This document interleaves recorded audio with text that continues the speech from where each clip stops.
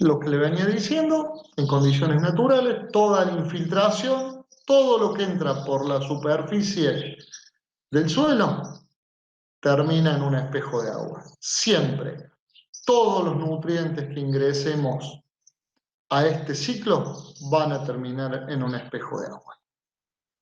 Y ustedes dirán, pero el agua que se ve es limpia, es cristalina, no tiene olor, no, viene cargada con nutrientes. ¿Cuál es el efecto que tiene eso?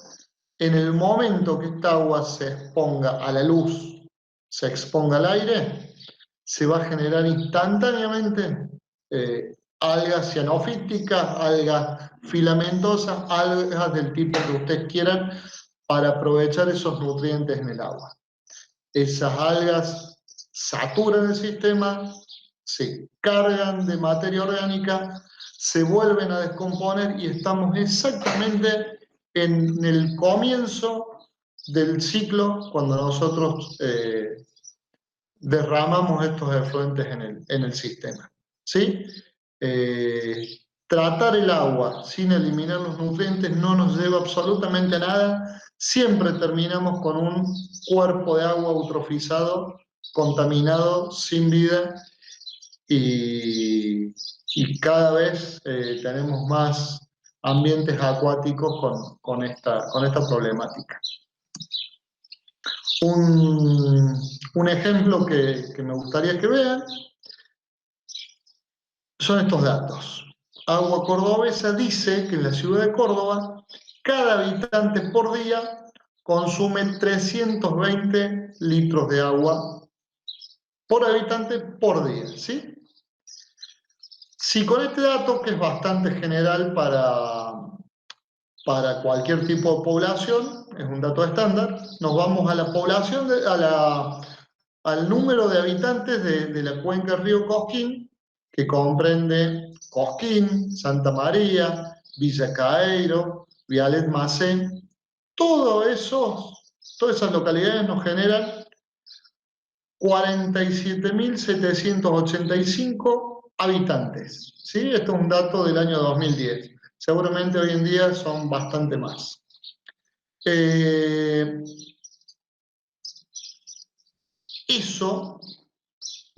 Ese número de pobladores nos genera un consumo de agua de 320 litros por día.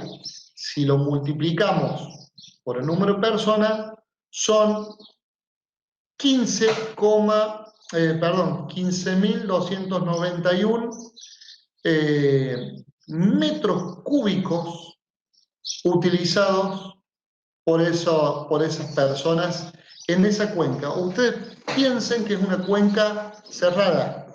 Todas las personas que se encuentran en esa cuenca, todas las poblaciones que se encuentran en esa cuenca, la única posibilidad de tomar agua que tienen es de la misma cuenca. Entonces, si esas personas consumen al día 15.291 metros cúbicos de agua, ¿de dónde sale el resto si el río Cosquín tiene 1.200 metros cúbicos por día? Imagínense cómo es la toma de agua y la recirculación del agua en esta situación, ¿no? Es una locura.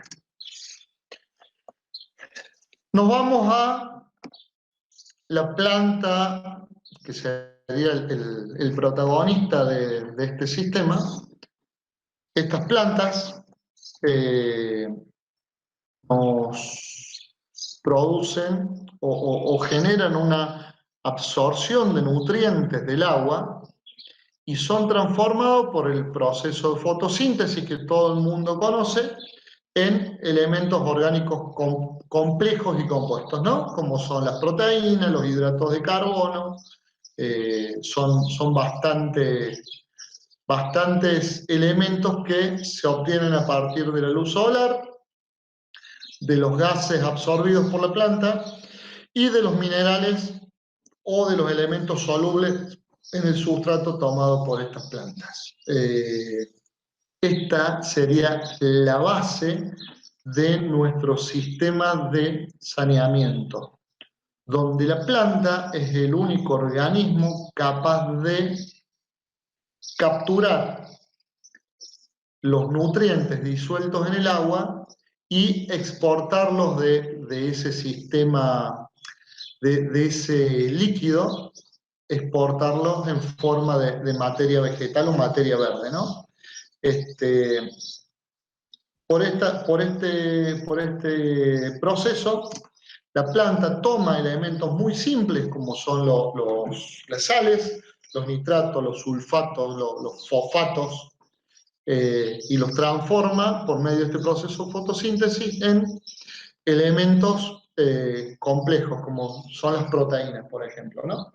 De los elementos capaces de procesar, de ser procesados por las plantas, tenemos todos los elementos nitrogenados, fundamentalmente el nitrato, los fosfatos forman parte de la membrana plasmática de las células, así que son adquiridos por las plantas en cantidades importantes, pero sobre todo los nitratos, ¿no? Los nitratos son la forma que la planta absorbe la mayor cantidad de materia prima para elaborar su propia estructura.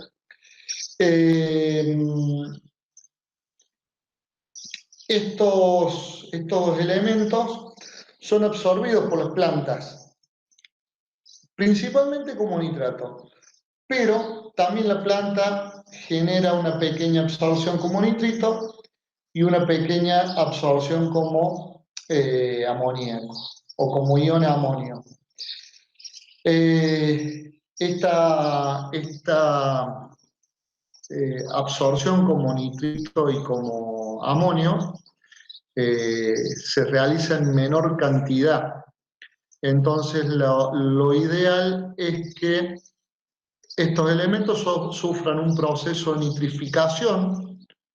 Por dos razones es conveniente. Una, porque es la forma que la planta lo absorbe en mayor medida, en mayor cantidad y en mayor eficiencia.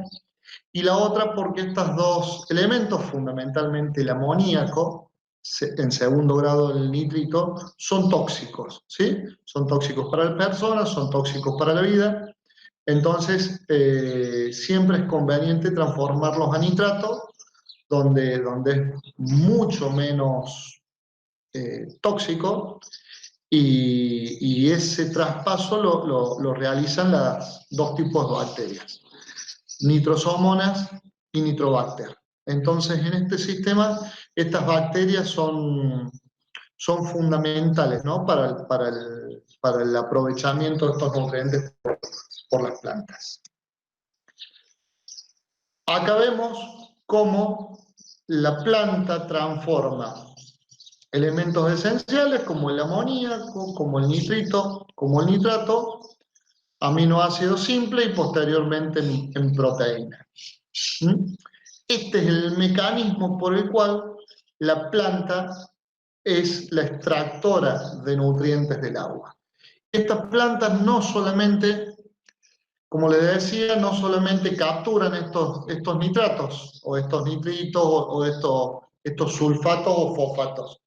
La dieta de las personas, la dieta de los animales, son parte de esta contaminación antrópica, y junto con estos elementos nitrogenados y fosforados van muchísimos microelementos que participan también en esta contaminación y son también obtenidos por las plantas, o sea que las plantas tienen muy buen balance de nutrientes a la hora de crecer a expensas de estos efluentes.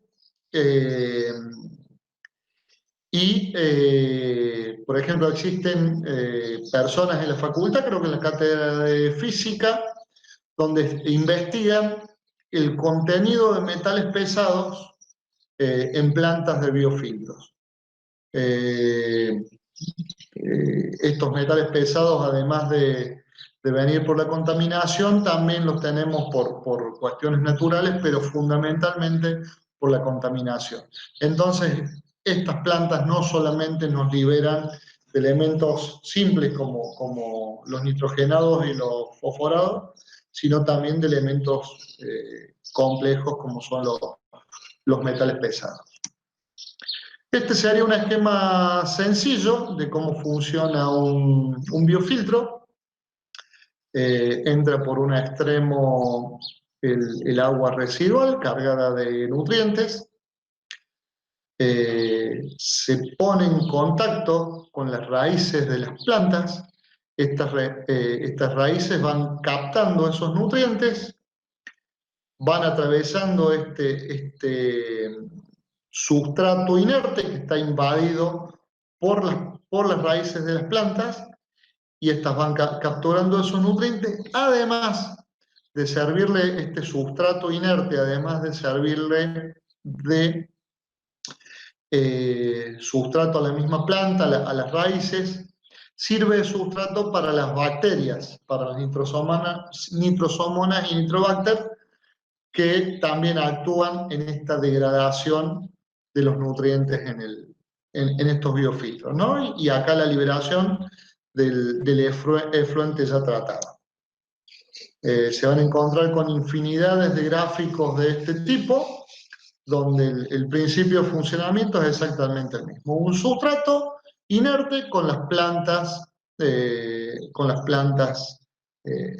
invadiendo este sustrato. Acá vemos un esquema de uno muy similar, pero con dimensiones más estándar al tipo de biofiltro que vamos a usar, donde tiene una primera etapa también de decantación y de procesamiento, de composición de residuos sólidos, y solamente ingresa al biofiltro los residuos líquidos, los nutrientes en el agua.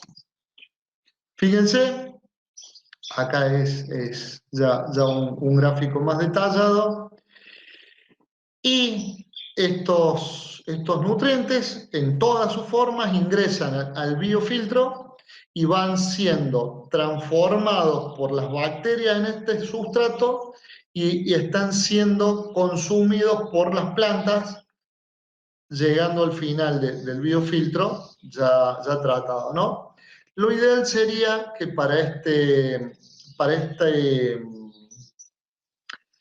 a estos sistemas se le pudiera agregar una cámara previa con un estrato, con un soporte para las bacterias, y se genere un tratamiento previo de estos nutrientes para aumentarle la eficiencia a este biofiltro, para que la primera planta absorba la misma cantidad de nutrientes que la última. ¿Esto es fundamental? No es tan fundamental. Estas bacterias a lo largo de este biofiltro van generando ese traspaso, y si no fuera suficiente